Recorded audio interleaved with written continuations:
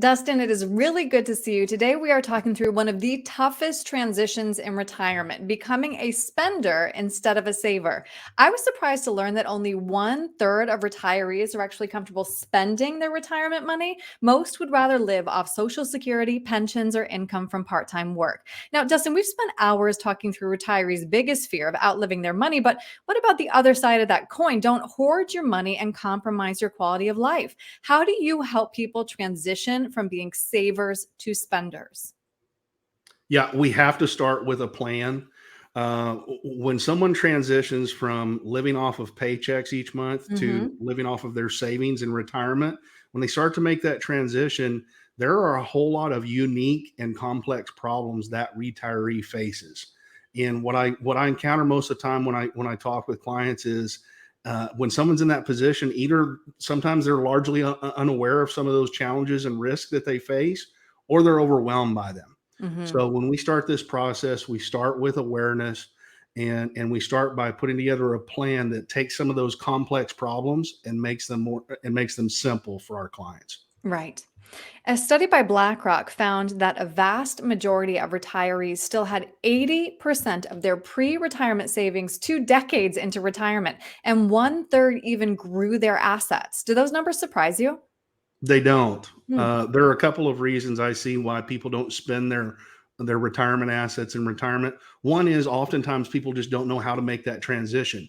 They're used to growing their assets and being a saver, and they don't know how to make that transition to safely and predictably create an income from those assets.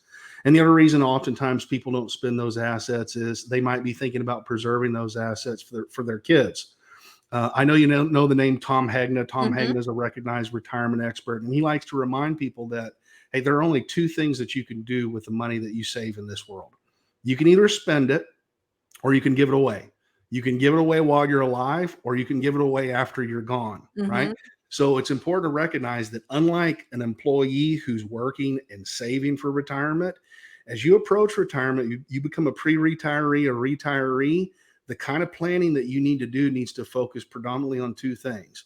One, efficiently creating an income that's going to be predictable, safe, and sustainable for the rest of your life, and or two, creating an efficient estate for your kids or the next generation. Right. Well said.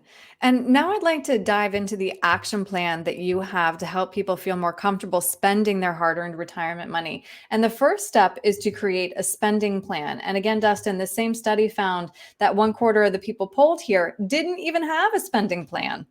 Yeah, very important. And it's also important that when you create that spending plan, that it's not a fixed spending plan. And I'll give you Hmm. two reasons for that. The first is inflation. So if today, as a household, you're spending, for example, $100,000 a year, well, considering inflation, 20 to 25 years from now, to provide the same lifestyle and same level of spending, you probably have to spend $200,000 a year. Wow. Yeah. Uh, Another reason why you don't want a fixed spending plan being part of that retirement planning is oftentimes a lot of the expenses you might have right now, you may not carry all those into retirement, and your retirement spending will change. Okay, Right. some big examples would be maybe you've got principal and interest payments on a mortgage that are going to go away in a few years. Maybe you're supporting adult children or grandchildren right now, and let's hope that's going to stop at some point in the future, right? Maybe early in retirement, you're going to spend a lot each year on vacations, but hey, when you're 90, you may not be spending that much on those vacations. So you don't want a a fixed spending plan being part of that retirement income plan. That's why we help our clients project a changing income plan, changing expense plan, because that's real life, and we help them project that with inflation. Hmm. So important.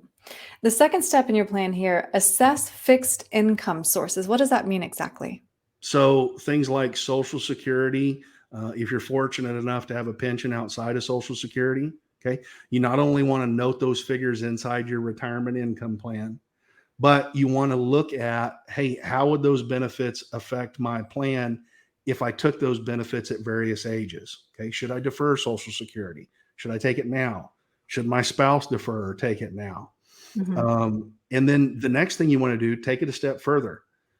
Look at your plan, including those fixed income sources, Social Security and pensions, And then look at how your plan changes if one spouse predeceases the other, because in most of those cases, a bunch of that pension or Social Security income can disappear. Mhm. Okay, so that's really important. So those are when we put together a retirement income plan for somebody, we'll project those benefits at various ages, and we'll project how the plan changes if one spouse dies. Yeah, it really is a moving target.